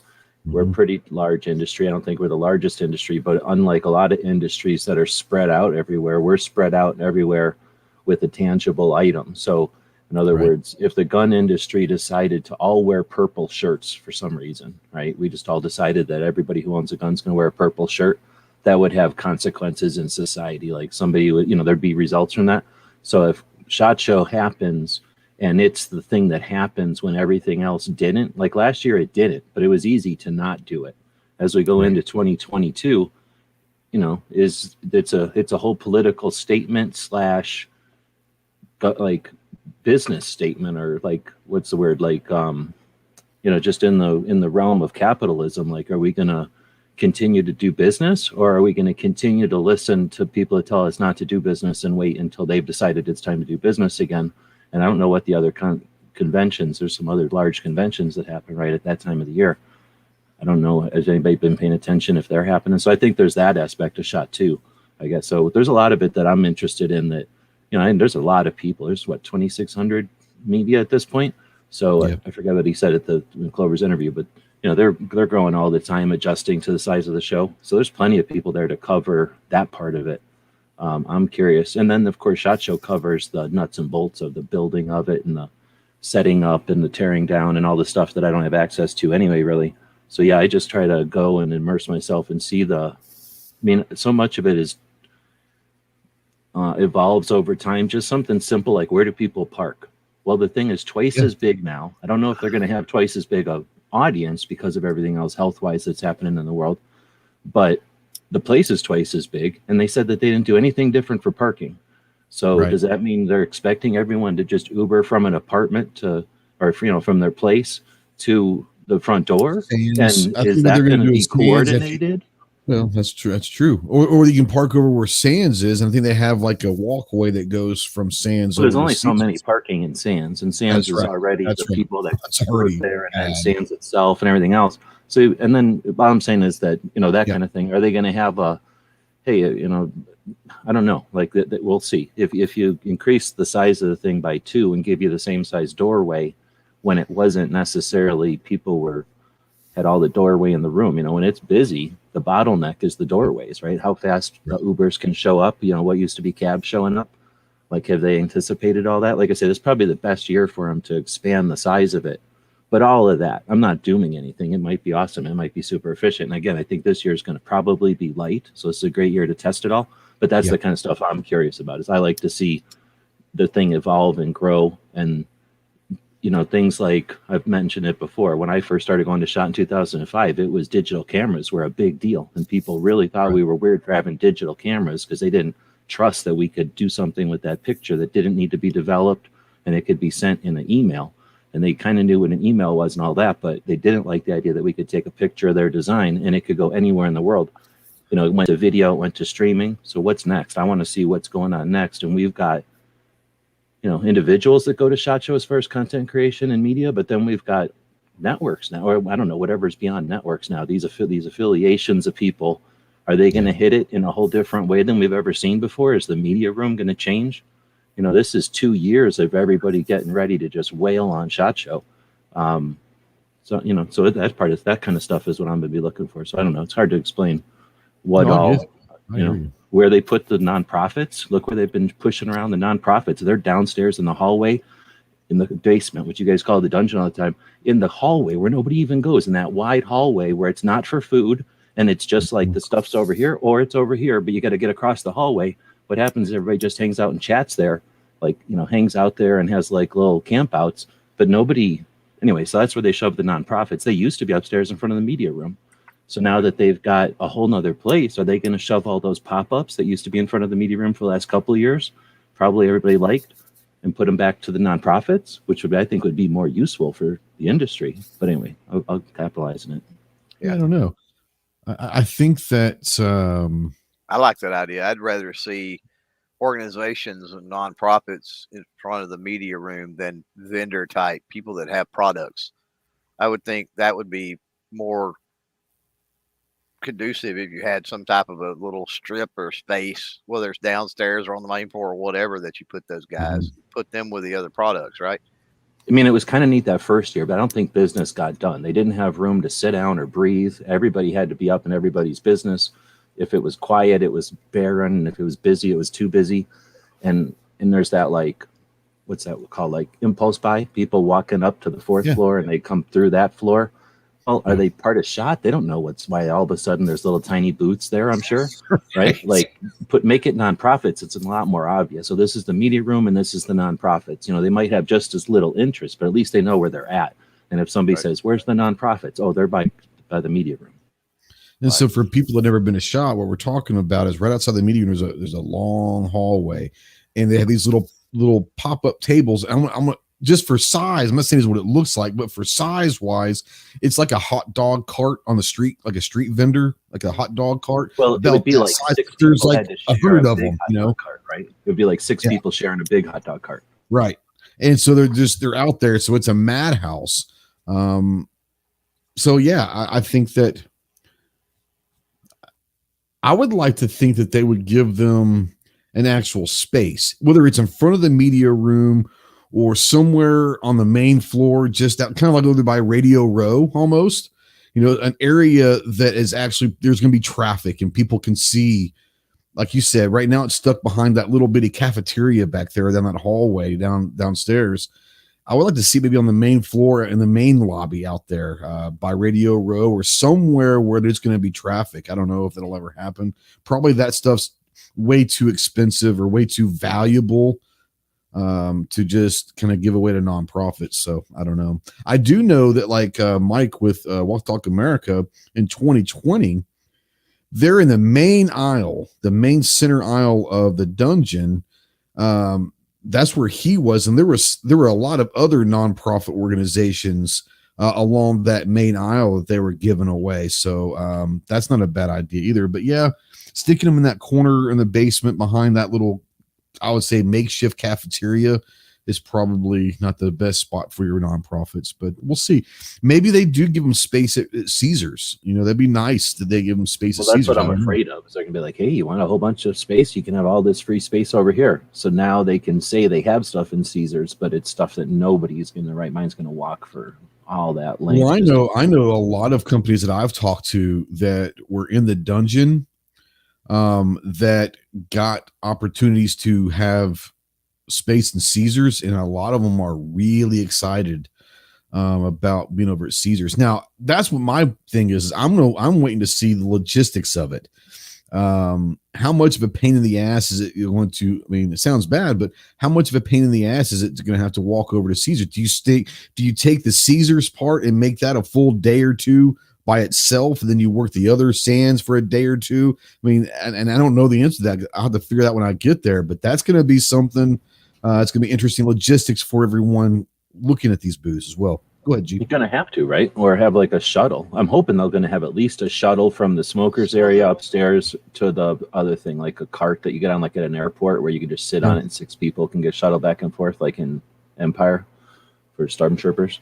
But yeah, because otherwise you have to you have to be like, okay, I'm going to get up and I'm not going to be able to eat lunch out in the courtyard or anywhere else. I'm going to have to walk all the way into that back building, and hopefully there's food back there that I can afford. And I'm going to do all my walking that day or that morning or that whole day in back there. But SHOT was already not really possible. You could walk the whole thing, but you couldn't experience all of it, period. And now it's twice as big. Now it's going to require teams, and teams aren't going to be able to overlap very much. So I think that's part of for me, that's part of the fun and the appeal. It's sort of like we talk about with Tulsa, right? You go to the largest gun show in the world, and there's no possible way you can just look at everything and every single item. And odds are what you're looking for, whatever it might be, is there. The trick is finding it, right? And so it's almost like a treasure hunt type. That's kind of the mentality that I almost take with it. But when we talk about the logistics with Caesars, the way I kind of understand it is the bridge is kind of right there at the front door area in that vicinity. No, can't be. It has to be by what they call the beer garden now. It used to be just the smokers area. Yeah, see, I've never been up there. Because Caesars is behind there. We can get a map up here and look at it. But you know what I'm saying? It has to be behind the back going across the alley. So it's opposite. It's like if the doors are on the north side of Sands, the walkway would be on the south wall of Sands going south into the whatever it's called. What do they call the new one? Caesar's Pavilion or something like that. It's weird because Caesar's doesn't touch it. Caesar's is like literally on the other side of the Vegas Yeah, I Strip. think Caesar sponsors this. But there's got to be a giant one funnel. would think because there is if Caesar's touched it, that's a massive walkway. I think it's right across the street, not going towards the strip, but the side road there. I think it's where they were building it or behind it or something. But yeah, it's not part of Caesar's Palace. Take care of that, my mods, if you guys don't mind. Real quick before you guys continue on, set something real quick. I'm hitting all of these and they're coming right back. Yeah, we're doing another giveaway real quick. Hashtag knife, just hashtag knife. We're gonna give away a karambit. I don't know if you like karambits or not. If you don't like karambits, then don't enter. But if you like a nice little fixed karambit, hashtag knife out there in the chat. We'll give them a few minutes to give that away. Keep going, guys. I'm sorry. We were saying something earlier, Clover. I don't think so. Okay. For me, I am looking forward to the Caesars because, like I said, I know several companies that are really excited. I love the dungeon and all of that. But I'm looking forward to seeing the ones over at Caesars. I am probably going to spend a day over there and just say, okay, at least one day, if I don't get it done, and I'll come back for a second day, but this is going to be my dedicated day to be over at Caesars. And I'm sure that's how a lot of people are going to probably have to work it. But that is, like Clover said, to me, that is part of the fun, is we don't know until we get there. We can have all of these, plans of how we're going to attack SHOT this year. But until we get there and actually see how logistically it's going to work out, what I'm looking forward to is Sunday when we go pick up our media badges, is hopefully we at least be able to see how far it is, where the walkway is, how far are we actually talking about? Is it feasible to walk across and back a lot? I don't know, but we'll at least be able to see it on Sunday. I was just looking at the map, and you're right, G. G's right. It's complete opposite end of the main entrance that everybody typically goes into. Well, the thing is, they needed it to be that way because he said in your interview that for security or whatever, they don't want two entrances. So, that's the only way to do it. They'd have to have another entrance outside, which whatever they didn't want to do. But now you're also talking have shuttles, security and all of that stuff. Yeah, they could have something where it's, basically like the thing in Empire where the stormtroopers just stand on it, like firemen just standing on the back of the fire truck, how they do. And then you just kind of stand and hold on and then like scoot people. Like because they're going to have enough room. They got a whole nother thing. So they could put a giant walkway kind of, across where Glock and all the big booths are, just kind of going straight to the other thing. And then make it like a tram or a shuttle where they're just dragging people. I don't know. I mean, that seems like a lot of work, but at the same time, you've seen what goes to SHOT. There's some healthy people, but there's not that many healthy people that go to SHOT. No, what do you guys think? It's like not even 50-50, right? Like I'd say the healthy people are like 30% maybe. Yeah, it's probably less than 50-50. The funny thing is when Clover had Joe on from NSSF, he was saying that he's pretty sure that they banned the carts this year. Yep. Which I think is great. But now MOA says ride a Segway back and forth. So will we see Segways at SHOT you can rent them this year? You can rent them. You can rent the scooters for like just people that have to scoot around with a 3-wheel scooter, and then you can get Segways. I thought didn't they have Segways downstairs across from the? Did they? That bottom room, wherever you could rent the things. I just don't think very many people I didn't see that. It's basically pointless. You could do it, but just because you have a Segway doesn't mean people are going to get out of your way, and that means you're going about as fast as somebody can walk. Except, like not bumping into people's ankles, it would be horrible. Yeah. If it was closed, it would be great. Like if it was at night and you could whip around in there, that would be fun. But they're never going to let you do that. People lost their shit with the carts. Can you imagine if there's a bunch of Segways? People would lose their minds. Well, I'm with G. I mean, it's already hard enough. I mean, the handicap carts have to bulldoze through literally. They do, and run over people. I mean, it's a thing. I mean, yes, they do run over people, but at the same time, they sort of have to run over people as well. So, yeah, it's horrible. All right, so we're gonna go ahead and share screen here. We're gonna give away a fixed blade karambit, which is my favorite blade. I know a lot of people may not like them, but it is what it is. Got 15 people watching right now, 15 people entered. So for all you that stuck around this late into the show, one of you is going to win a knife. So let's go ahead and draw. I don't know why my name's showing up, but because you put the hashtag out there. Maybe. Yeah, Jacob S. Assuming that you can, congratulations, Jacob. Assuming that you can have one of these knives, emails down below. I think you probably know my email already. Send me an email and give me your address. First, let me know that you're able to receive this in the mail. But yeah, Jacob, you just won the knife. So congratulations, my man. I don't know if you like karambits, but you're going to get one. If you don't like it, you can give it away to someone else. How about that? But you will be the proud owner of a karambit. Yeah, go ahead.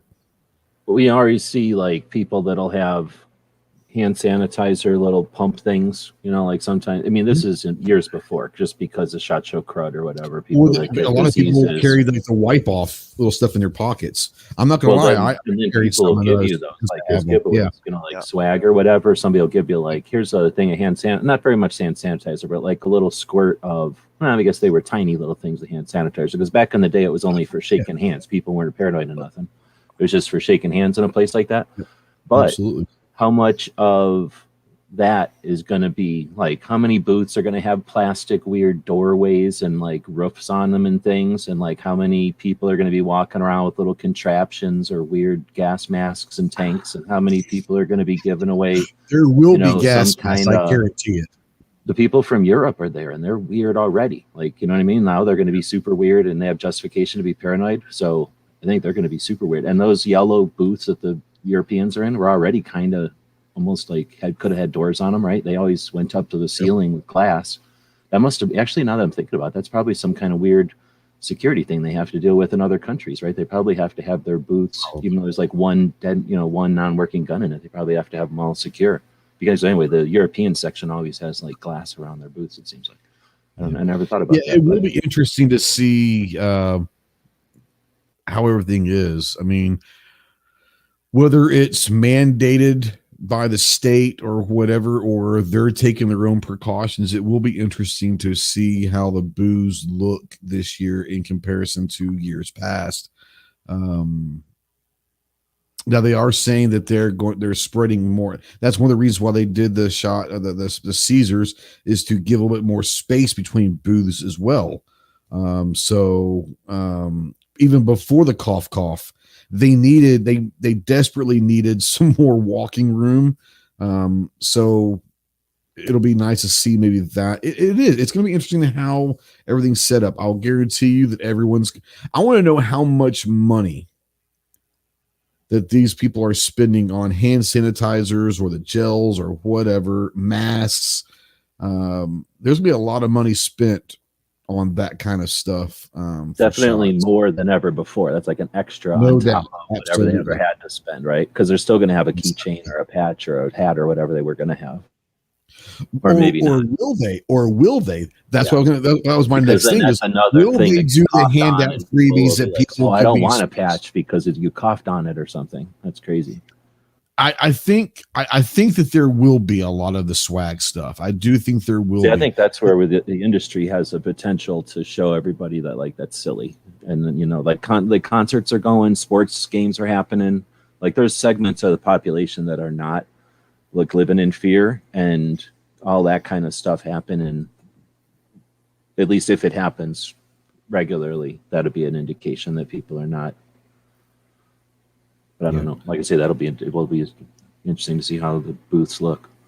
Yeah, Man Against the Masses out there says, as I search for live streams, I usually tend to go to listen to the smaller channels like this one. Well, thanks for coming. Welcome to the dark side. We hope not to make you any dumber.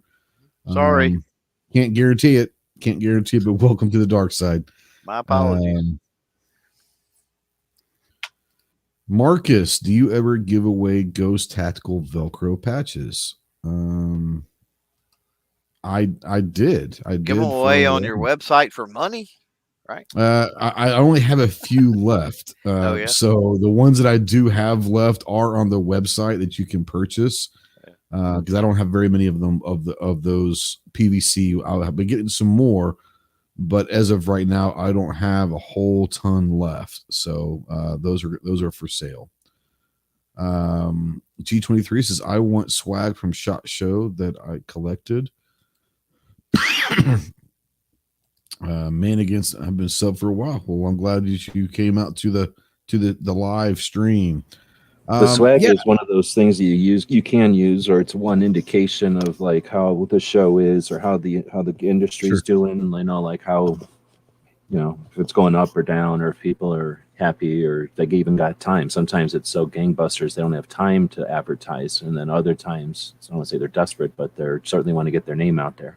And other times they're doubling down on victories or hiding losses and stuff. So, that's another aspect of going to SHOT Show that you really can't, I don't know how to describe it. I mean, you're not allowed to walk around with a video camera and just video everything as you're walking, but it's one of those things as you walk along. Are the booths plastered in swag, or is it the kind of year where you have to ask, hey, can I get something with your name on it? Like anything?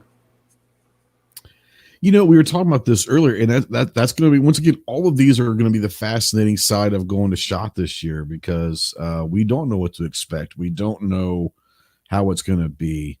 I think that there will be some booths that are just going to plaster it with swag. The PSAs of the world that always do a good job with their swag. Right. But I think there will be some that may not spend as much on the swag. They'll have it, but like G says, they might have to ask for it, or one of two things. It's either going to be gone by Tuesday at lunchtime, or they're going to hold it back and you have to ask for it. But yeah, I think that it will be interesting. I think that there will be quite a bit of swag. Patches, I don't know about patches. I could see doing like hats and t-shirts. One thing I've seen a lot is some of the companies on their websites are doing t-shirt hat combos. And our friends over at Black Rain had a bunch of them in Tulsa at Wanamaker. Maybe they're doing like a t-shirt hat combo. Maybe not the t-shirt, because t-shirts are hard to do because of sizes.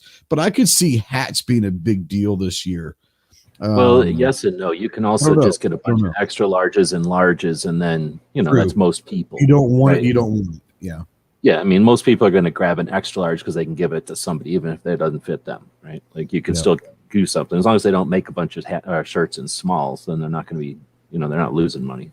Yeah. But I was going to say, shipping supply issues too could have impacted people, but I would say could have, because I haven't seen I still see people getting stuff in, things made. Yeah, it's going to be one of those where a lot of the things that we're talking about, whether it's patches or hats or whatever, a lot of those are made over in China. And the thing is, the hats are made in USA, and any hat place can put, they like place that does Little League or police stuff or bowling leagues, they put their stuff on. I would say that the embroidery is probably done in the US, but the hats themselves are coming on a boat from China. Look, take a look around. There's a ton of baseball hats that are made in USA. I mean, as long as I'm not saying there's not any. I'm not saying there's not any, but I would say the mass people that are be ordering, we're talking about hats for SHOT Show. They're ordering 20,000 hats or something. They're probably getting those on a great deal from China. So we don't know if they came in or not. I'm not saying all of them are like that, but there are going to be a lot of the swag stuff that are made in China. They might have ordered in October, may not be here. Who knows? So well, yeah, that's something to think about. Ordering in October, and then they're told, oh yeah, we'll have that to you in April. Yeah, exactly. Maybe we'll see. Like I said, I have still seen things coming in, and nobody's really been griping yet. Yep. I've got some stuff at work that we're supposed to be here in October that they're saying maybe the end of January. Supposed to be here in October, so we'll see. We'll see how it goes. Marcus says, I went to the website and didn't see patches. All right. So if you go to the website, You can go over to Swag Store.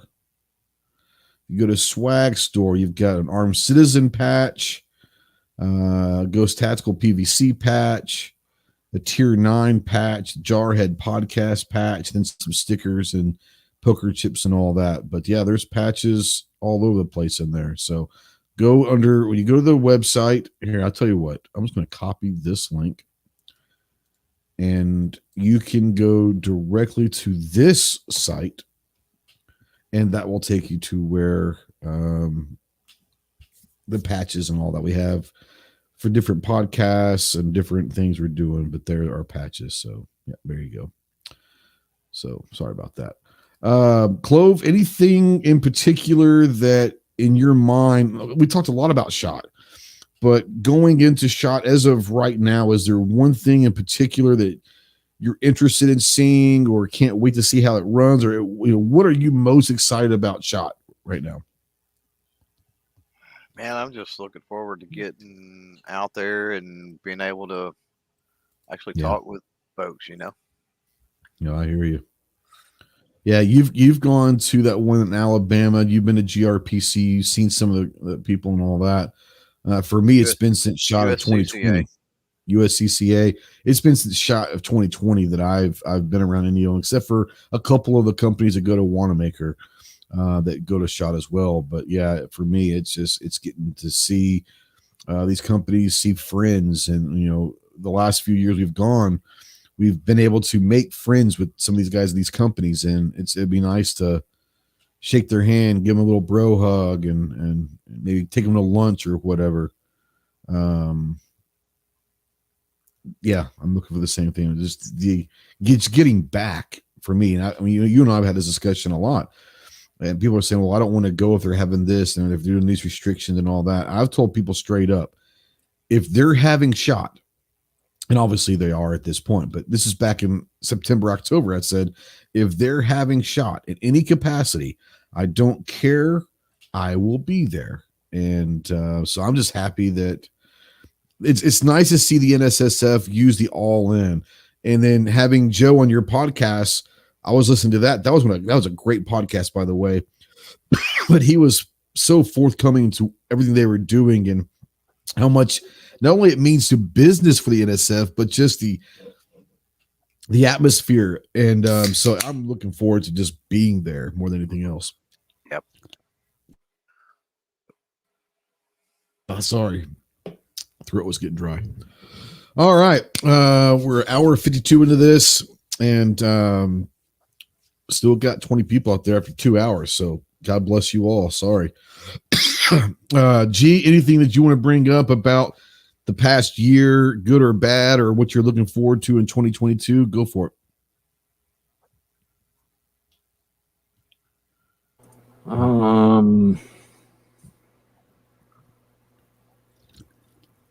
That's a big one. So I don't know. There was a bunch of interesting stuff that happened in 2021. I think that we had a lot of potential. There was so much stress going into this year with the results of the elections and I want to call it chaos, but it was certainly a lot of people were making it, seem like chaos, right? Going into the year and all the craziness. And of course we were frustrated because they had called off SHOT, but they had called it off early enough that, none of us, we had already kind of knew it wasn't coming or whatever. But that beginning of the year was, I don't know what to call it. That was some interesting stuff in the year end. And then the rest of the year turned out to be interesting. Is that the way to say it? Like a lot of stuff was thrown at us, whether or not it had, whether or not those boulders turned into they look like boulders coming at us, and then they turned out to be made out of styrofoam. So I think that there was a lot of stuff that happened this year, and I think that it was a decent year. When they say that hard times make hard people and soft times make soft people and all that, this was a year of people that survived through it getting harder, right? Getting stronger, learning what they can do with and without, and what they need and what was extra and that kind of stuff. So I think there's a lot of stuff that happened this year that was decent, even though it was not necessarily a good year for everybody. It was one of my worst years ever personally, but still here, still doing this stuff. So next year, it can only get better for me. So, that's good. But then I think as far as things go, we got pendulum, we got cycles. And if you ignore the people that, are getting paid to, always look at the wrong side of the coin, the other side of the pendulum, the upturn, when you have strong people, they create strong time, they create easy time. So we're looking at the other end of the pendulum being the other side of inflation, the other side of uncertainty, and strong leaders. We kind of touched on it with the veterans coming in and changing the industry. I really have a lot of optimism and faith in what some of these veterans bring to the table as far as politician stuff, and then inspire as far as politician stuff. The service and the willingness to serve is it's unprecedented in this next generation who didn't have a giant war or nothing, but they had a multi-generational war, and they have a unique perspective of having seen some really intense, horrible things on this planet, coming back and seeing what passes for concern. And I mean, I was just listening to some stuff I didn't want to bring up, but basically the soft and what the soft are considering to be atrocities, and the people that are going to rise from that and become the next wave of politicians. So this is midterms, and I see the potential beginning of that's coming up next year. And again, we have a massive population of gun people. Those people, some of them are going to put that gun in a shoebox and never touch it again, hopefully in a safe, a locked box, whatever, version of that in 2022 now. But a whole bunch of them are going to go get their next gun. They're going to have figured out that they got duped into buying a 9mm, the worst caliber out ever, and they're going to go get a decent caliber and then really enjoy shooting. And then it's off to the races. They're going to buy the next one and the next one. Our industry is going to go nuts. We're going to have more gun shops than ever before. It's not going to be frenzy. Every situation like this gets our manufacturer and our supply chain stronger, right? So they're going to have more potential to supply the ammo and the other accessories and things, and the ranges are going to get better and stronger, and it'll be cool to go to a public range again instead of being a bunch of people who think it's cool to not go to a public range. So I think we got 2022, with the NRA where it's at, leaving potential and opportunity for all kinds of new groups to come up. Just tons of opportunity in 2022. Can't wait. Yep. Real quick, John Crump out there says SHOT Show meetup, bro. I didn't know, first of all, if you're going to SHOT Show, great. I didn't know that you were. Meetup, you can meet me in two places. You can meet me at the media room at about 7:30 in the morning or around lunchtime, or you can meet me outside smoking about once an hour, every 2 hours. I don't take this the wrong way. I don't go to SHOT for meetups. I see my buddies, we'll bro hug it out and all of that. I'm there to work my ass off. So yeah, I would love to see you. Love to see everybody else is going. But I don't go out looking to try to get photo ops with everybody. For me, it's the work. But absolutely, if you're there, then we'll run into each other for sure. I mean, you're going to see everybody. At least if you're in the media room, you'll see everybody at least once or twice a day, probably. But you can also find me. You find me on the second floor bathroom, and I alternate schedules with Hickok just so everybody's aware. Yeah. That's how I work mine. Yeah. Absolutely. But yeah, for sure. I mean, I didn't know that John was going to go to SHOT. I think this might be his first SHOT. Maybe I don't know. I don't remember ever John going before. He might have. I just didn't know. But if he's going, then yeah, man. I mean, if I'm around, make sure you say hi. And if I see you, I'll say hi. But like I said, I don't go around looking for other people. I go around trying to get my shit done. But absolutely. I mean, if you're around, then yeah, we'll definitely say what's up for sure. It's too much of an investment to go as a vacation or something like that for sure. Okay, real quick before we get you for your 2022 stuff, Clover. MOA says, Clover, is there a shotgun suppressor like in the movie No Country for Old Men? No, not really. A Salvo 12 is about it. Well, that one in the movie was the weird one, wasn't it? Yeah. One in the movie wasn't real. John says he's been, so that's awesome. Yeah, like I said, man, look forward to seeing everybody. I'm just not that guy that goes around like taking selfies with everybody. So I mean, don't take that the wrong way, but I'm not that guy. I'm there to work. But absolutely, we see each other. Yeah, we'll bro it up and all that stuff. So all good, all good. Chloe, what about you? 2022. Whether it's SHOT Show or just in general for 2022, what are some of the things that you're looking forward to?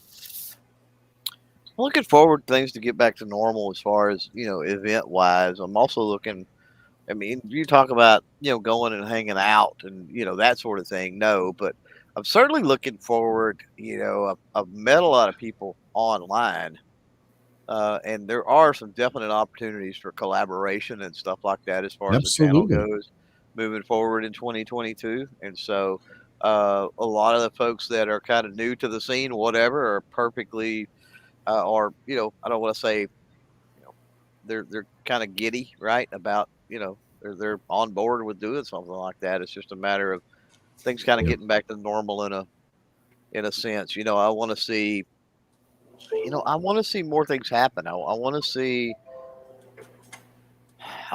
people like Tony Simon, like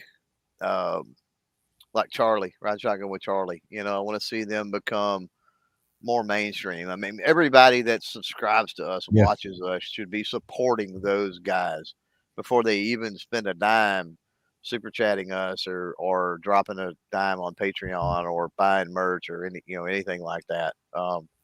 Because those folks are, behind enemy lines, and they're putting in the time to really strengthen, I think, the foundations of the Second Amendment. And another organization, I'll say, because there's so many women involved in it that it's not even funny, would Yeah. be the DC Project. If you're any into that Diana, side of things. Kellyanne. Yeah, I mean, and I'm looking, there's and I'm 50 of them. so There's looking 50 of forward. them. Yeah, and so looking forward to meeting all those, meeting up with all those ladies, running into them at SHOT for sure. But I'm sure they'll be wearing their pink, their teal. I mean, at least one day. Was it Wednesday of last 20? I mean, it was the teal out. I think it was like maybe Wednesday. That was pretty awesome. I mean, because a lot of people, it wasn't just those 50 ladies. A ton of people were getting involved with the teal out, which I thought was pretty cool. Yep. Yeah, for sure. Guys, it's been a little over 2 hours. I want to wish everybody a happy new year. Be safe out there. If you're going to go out, be safe out there. Chances are I'm going to be asleep well before midnight. I'm that guy now. There were times where, man, we celebrated New Year's on 4 different continents, the way we used to roll. But later on in our lives, we enjoy going to bed a little bit earlier now too. I might make it to midnight, but it won't be that much after midnight. But yeah, looking forward to that. So happy New Year to everybody out there. Be safe. We'll see you next week. Semper Fi.